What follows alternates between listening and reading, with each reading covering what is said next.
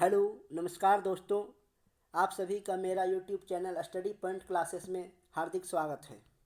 चलिए, मैंने नोटिफिकेशन में आप लोगों को बताया था कि मैं अर्थमेटिक अंकगणित की सीरीज स्टार्ट करने वाली हूँ, जिसमें मेरा पहला चैप्टर नंबर सिस्टम रहेगा। तो आइए हम लोग नंबर सिस्टम के बारे में एक्सप्लेन के साथ जानते हैं कि नंबर सिस्टम होता क्या, नंबर सिस्टम क्या चीज़ है। तो चलिए हम लोग नंबर सिस्टम के बारे में जानते हैं।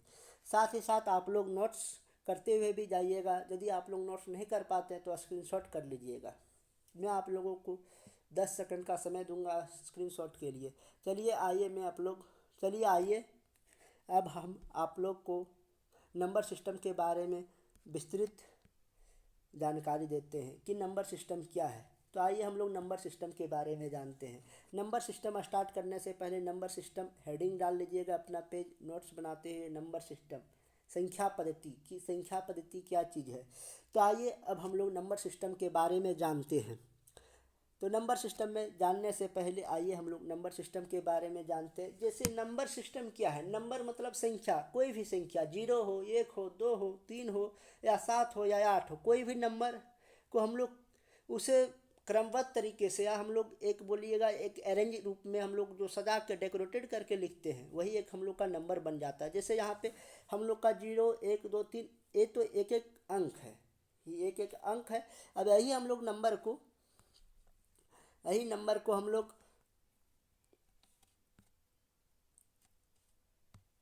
यही सब नंबर को हम लोग एक संख्या मान बता देते हैं, नंबर बना देंगे। या नंबर कैसे बनाएंगे, जैसे एक क्रमबद्ध तरीका से लिख देंगे। क्रमबद्ध तरीका से लिखने से हम लोग का नंबर के रूप में परिवर्तित हो जाएगा। जैसे हम लोग यहाँ 0 1 2 3 4 लिख देंगे तो क्या ये नंबर हो पाएंगे? नहीं। लेकिन जैसे ही हम इसे 188, तो ये हम लोग का नंबर में बदल जाएगा। केवल 8 लिखने से यह एक संख्या है, 8 तो केवल संख्या है, लेकिन जैसे ही मैंने 188 लिख दिया, ये मेरा एक नंबर के रूप में चेंज हो गया, नंबर के रूप में हो गया। तो यही सब नंबर का परिभाषा है कि नंबर क्या है, संख्या क्या है। जैसे एक डिजिट को हम लिखेंगे तो एक यूनिट इकाई का अंक हो जाएगा एक। जैसे हम 8 लिखे तो ये अंक है 8 7, लेकिन इसी को मैंने फिर 8 लिख दिए तो ये 878 या एक संख्या के रूप में मान दे दिया। यही हम लोग का एक नंबर है। और इसी को मतलब क्रमबद्ध तरीके से, चाहे दाईं से हो चाहे बाईं से हो, किसी भी एक क्रमबद्ध तरीके से हम लोग सैकड़ा, हजार, करोड़, लाख के रूप में हम लोग दर्शा सकते हैं। ये सब पद्धति को हम लोग नंबर सिस्टम कहते हैं। नंबर सिस्टम के बारे में आप लोग जान लिए। नंबर सिस्टम यही। चलिए फिर हम लोग आगे बढ़ते हैं। डिविजिलिटी नंबर सिस्टम का आगे पार्ट है कि मैं ये जो पढ़ाने जा रहा हूँ, आगे मैं डिविजिलिटी पढ़ाऊँगा, फिर को प्राइम पढ़ाऊँगा, सभाज्य, अभाज्य, सम, विषम, ये सब पढ़ाते हुए मैं चैप्टर को धीरे धीरे क्वेश्चन का सॉल्यूशन भी करवाते जाऊँगा। और जितना भी जानकारी देने का प्रयास करूँगा, आप लोग भी इसे समझने की कष्ट करेंगे। चलिए अब हम लोग सबसे पहले हम लोग जान लेते हैं सम विषम का रूल क्या है। सम विषम क्या है, सम संख्या विषम संख्या क्या है। संख्या सम संख्या, एक हम लोग का संख्या है सम। सम सम संख्या क्या है, चलिए हम लोग सम जानते हैं। सम मतलब जिसे जोड़ा लग जाए। जैसे हम लोग का जीरो एक सम संख्या, क्योंकि ये बिना जोड़ा है। जीरो मतलब ना तो सम संख्या ना विषम संख्या, ये जीरो हो गया। अब दो सम संख्या है, 4 6 मतलब जोड़ा लगना चाहिए, तो वह संख्याएं सम संख्या कहलाती है।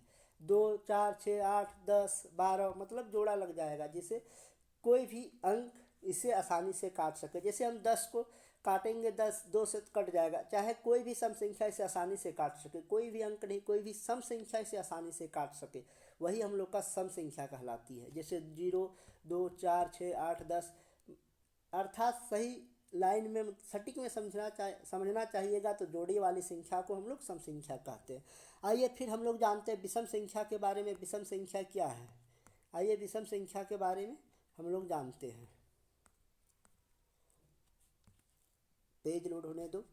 विषम संख्या क्या है, जिसमें जोड़ी ना लगे। जैसे हम लोग लिख देंगे यहाँ पे 1, तो इसमें क्या एक ही आदमी को दे सकता है, मतलब इसका कोई जोड़ी नहीं लगेगा। 3 9 अजोड़ संख्या, ये बिजोड़ संख्या है। सम संख्या तो जोड़ संख्या था, लेकिन विषम संख्या वैसी संख्या जो बिजोड़ संख्या होती है, जैसे 1 3 9। चलिए सम और विषम के बारे में हम छोटी शब्दों में, छोटी सी भाषा में आप लोग को समझाएं। अब हम लोग को पहली प्राथमिकता है डिविजिबिलिटी रूल, विभाज्यता का नियम क्या है। आइए हम लोग विभाज्यता का नियम के बारे में संक्षिप्त जानकारी देंगे। चलिए हम लोग विभाज्यता के नियम को लेके चलते हैं। तो विभाज्यता का नियम क्या है, what is divisibility of rule. इससे पहले मेरे YouTube channel SP study point classes में आप सभी का हार्दिक स्वागत है। यदि आज तक आपने मेरे चैनल को सब्सक्राइब नहीं किए हैं तो मेरे चैनल को सब्सक्राइब, लाइक, कमेंट, शेयर जरूर करें, ताकि मेरे को इससे उत्साहवर्धन मिलता है। आइए अब हम लोग डिविजिबिलिटी रूल जानते हैं। डिविजिबिलिटी रूल क्या है, तो हम लोग सबसे पहले 2 से डिविजिबिलिटी का रूल सीखेंगे। 2 से विभक्ता होने का नियम क्या है। यदि कोई संख्या का इकाई अंक 0 2 4 6 8 10 में से कोई हो तो वह पूरी तरह से 2 से विभाज्य है। समझे, मतलब कोई भी संख्या का यूनिट नंबर हम लोग देखेंगे, यूनिट डिजिट देखेंगे। क्या है यूनिट डिजिट, जैसे हम मान लिए मेरा एक संख्या है 0, इसका इकाई अंक देखेंगे। जैसे एक संख्या मान लिया 122 है, मेरा 122 मान लिया मेरा एक संख्या है 122। तो 122 में हम लोग देखें लास्ट इसका 2 है, तो 2, तो ये मेरा 2 से विभक्ति का पालन कर रहा है, क्योंकि ये 2 से जब काटेंगे सम संख्या से आराम से विभक्त हो जाएगा, मल्टीप्लिकेशन हो जाएगा। इसलिए हम लोग 2 से विभाज्यता का नियम यही है कि कोई भी संख्या की आखिरी इकाई अंक को यदि वह 2 से कट जाए तो वह संख्या 2 से विभक्त होने का नियम का पालन करती है। फिर हम लोग जानते हैं 3 से विभक्त होने की क्या नियम है, what is divisibility of third. आप लोग 2 से विभक्त होने का नियम सीख चुके होंगे। आइए अब हम 3 से विभक्त होने का नियम जानते हैं। 3 से विभक्त होने का नियम जानते हैं। 3 से विभक्त होने का नियम है, यदि दी गई संख्या के सभी अंकों का योग, यदि दी गई संख्या के सभी अंकों का योग 3 से विभाज्य हो जाए तो वह पूरी तरह से 3 से विभाज्य है। जैसे मैंने यहाँ एग्जाम्पल के तौर पे लिखा है 75,684, तो मैंने इन सभी अंकों को जोड़ा तो इसका टोटल 30 आ रहा है, जो 3 से कट जा रहा है। तो इस प्रकार से हम कह सकते हैं कि यह संख्या 3 से विभाज्य है, मल्टीप्लिकेशन है, विभाज्यता है, डिविजिबल है। इसलिए यह संख्या 3 से विभक्त होने का फॉलो करती है, 3 से विभक्त होने का फॉलो करती है। कोई भी संख्या यदि कितना भी बड़ी संख्या रहे, 1 करोड़, 1 लाख, 10 लाख, 20 लाख, यदि वो संख्या सभी संख्या का सभी अंक हम लोग जोड़ के यदि 3 से वो डिविजिबिलिटी हो जाए, टोटल नंबर का जोड़ के यदि वो 3 से डिविजिबिलिटी हो जाए तो वह संख्या 3 से विभक्त होने का नियम का रूल फॉलो करती है। 3 से विभक्त होने का नियम फॉलो करती है। थोड़ा इसके बारे में हम एक एग्जाम्पल के तौर में हम जानते कि इसका रूल क्या है। तो आइए हम बताते हैं आप लोग को एक रूल। इससे पहले जैसे मैंने 7 8 7 6 4 8, अब इन संख्या को जोड़ के देखेंगे क्या इसका मान 3 से कट रहा है। 8 + 7 + 6 + 4 + 8, तो अब जोड़ते हैं 8 4 12, 12 6 18, 18 7 25, 25 8 32, जिसका मान 32 आता है, जो 3 से मल्टीप्लिकेशन नहीं है। इसलिए हम लोग कह सकते हैं कि यह संख्या 3 से विभाज्यता होने का नियम फॉलो नहीं करता है। कोई भी संख्या के सभी अंकों को जोड़ के हम लोग देखेंगे क्या वह संख्या 3 से कट जाती है, जो वैल्यू निकल के आएगी 3 से डिविजिबल हो जाती है, विभाज्य हो जाती है, तो वह संख्या 3 से विभाज्य होने का रूल को फॉलो करती है। आप लोग अब 3 से डिविजिबल का नियम सीख लिए होंगे।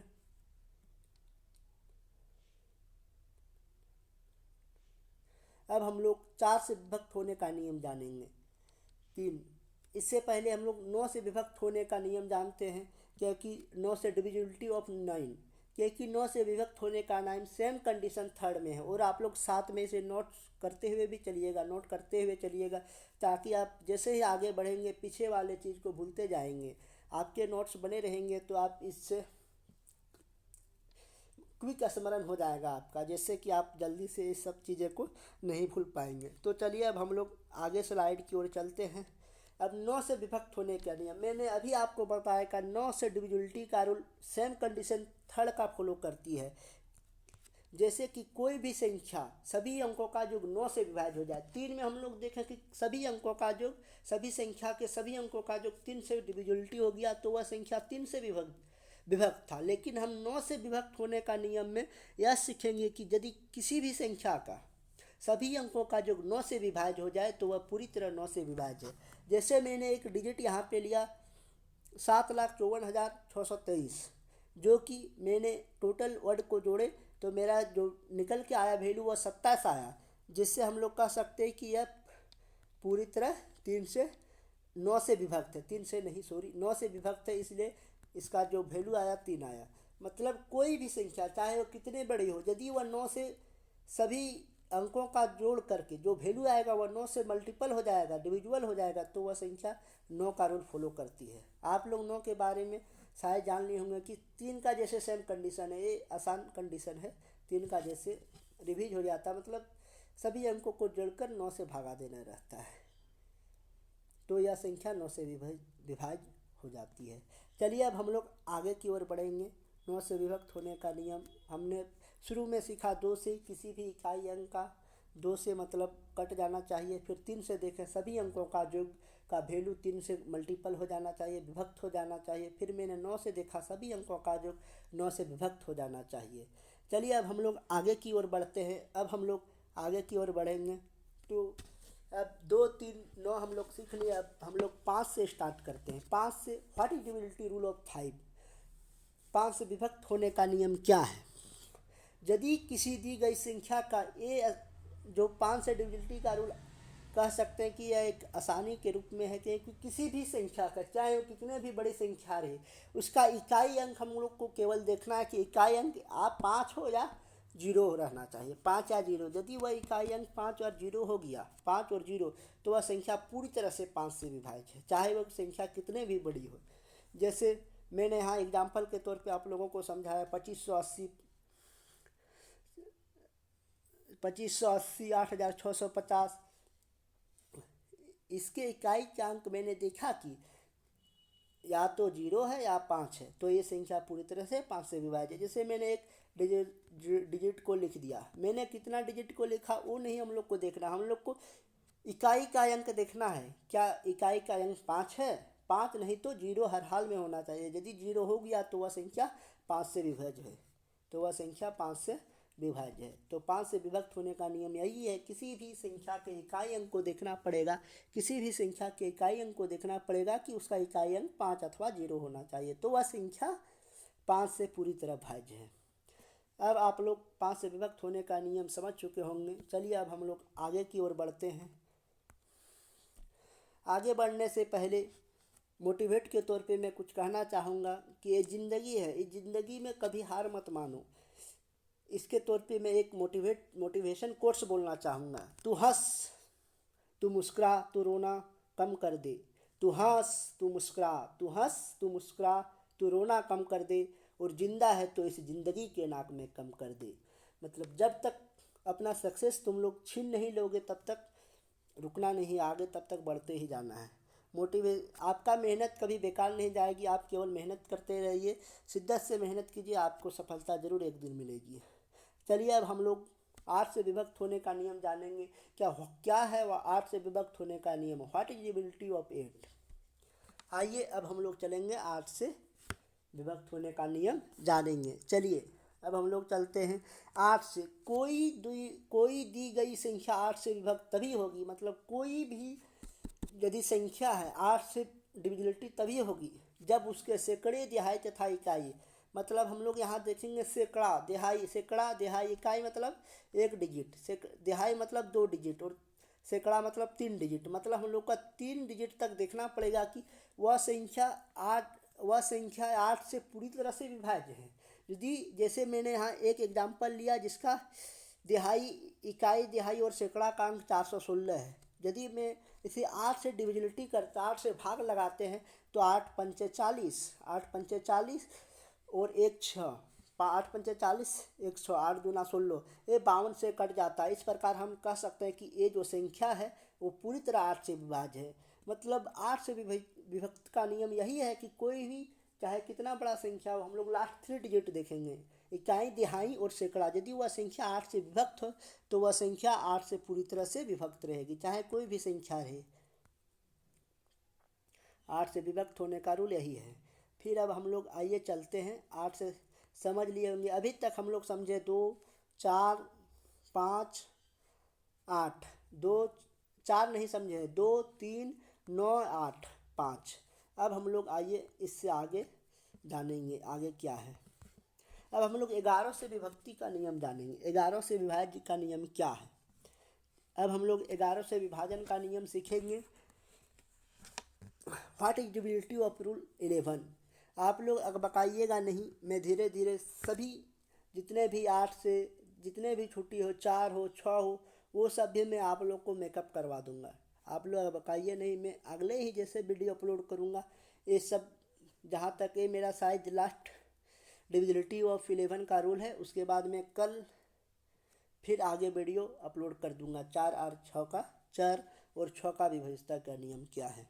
तो आइए अब हम लोग अभी 11 से विभाज्य का नियम सीखेंगे। ये जो 11 से डिविजिबिलिटी रूल है ये बहुत इंपॉर्टेंट होने वाली है। आप लोग इसे इम्पोर्टेंट मान लीजिएगा, नोट्स बनाइएगा, वहाँ पे इम्पोर्टेंट मान लीजिएगा। ये बहुत इंपॉर्टेंट है और इसे समझने के लिए दिल दिमाग दोनों की ज़रूरत पड़ेगी, इसलिए आप लोग इसे शिद्दत से समझिएगा कि 8 से डिविजिबिलिटी का रूल क्या है। आइए अब हम लोग 8 से 11 से डिविजिबिलिटी का रूल जानते हैं कि 11 से विभाज्यता का नियम क्या है। 11 से विभाज्य का नियम यही है कि कोई दी गई संख्या 11 से तभी विभक्त होगी, कोई भी संख्या रहे 11 से तभी होगी जबकि इकाई के बाईं ओर चलने पर और सम स्थानों के। इस डेफिनेशन को समझने से पहले आइए हम इसके एग्जाम्पल को समझते हैं। एग्जाम्पल क्या बोलना चाह रहा है, चलिए आइए हम लोग एग्जाम्पल को समझते हैं। जैसे यहाँ पे मेरा एग्जाम्पल है 23, 69, 70, 69, 23,69,07,069। तो इसके बारे में हम लोग जानते हैं।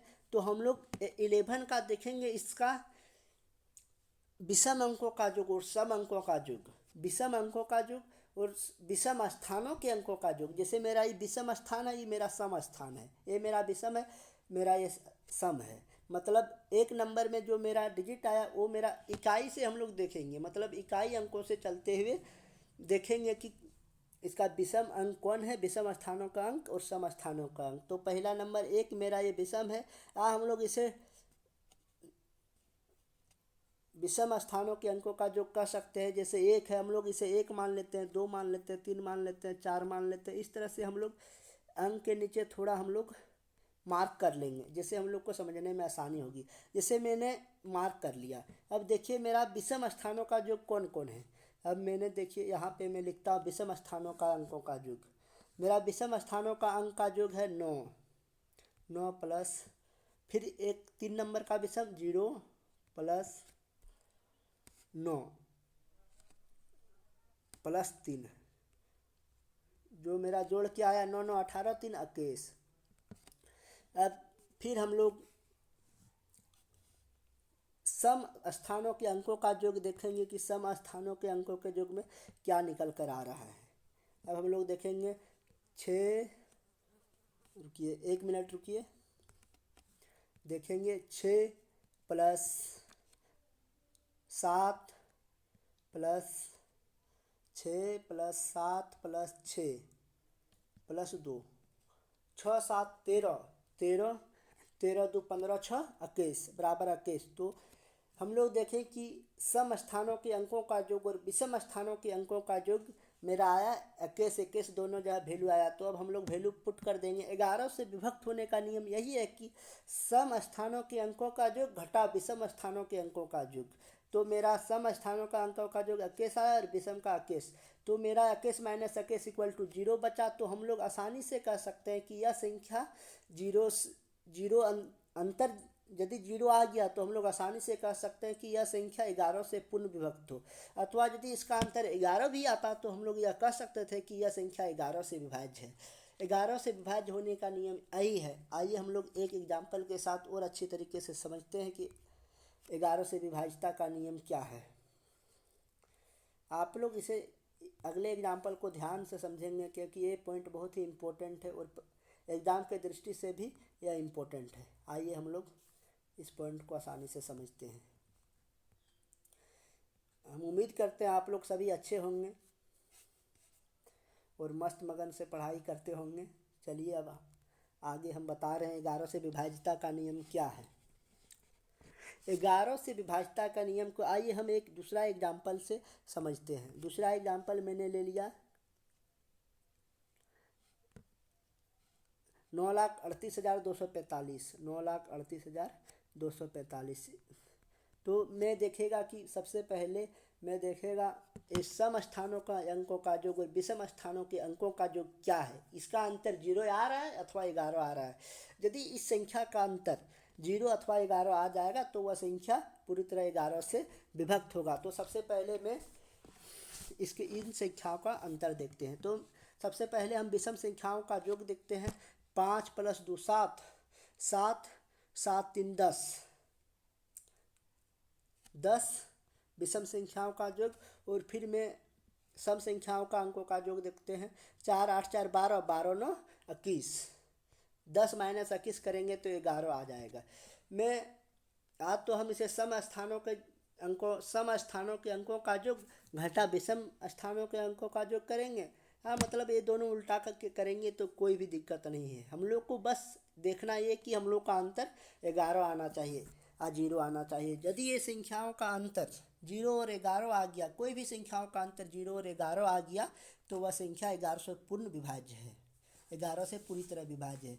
11 से विभाज्य का नियम यही कहता है कि कोई भी संख्या दी गई कोई भी संख्या तभी 11 से विभाज्य होगी जब सम स्थानों के अंकों का योग घटा विषम स्थानों के अंकों का योग का अंतर 0 अथवा 11 आना चाहिए, तब वह संख्या 11 से पूरी तरह विभाज्य होगी। चलिए, मैं उम्मीद करता हूँ आप लोग बहुत अच्छे होंगे। इसी के साथ आज की क्लास को मैं अंतिम करता हूँ। फिर मैं आगे की ओर जो डिविजिबिलिटी रूल मेरा जो छूट गया है, 4 हो या फिर 6 हो, 4 को शायद मैंने पढ़ा दिया है। हाँ, 4 मैंने बता दिया, 6 का छूट गया। और फिर देखेंगे 4 और 6 के साथ कॉम्बिनेशन देखेंगे। फिर 13 को देखेंगे। 13 एग्ज़ाम में अक्सर नहीं आती, फिर भी हम लोग 13 को जानने का प्रयास करेंगे। Divisibility rule of 13।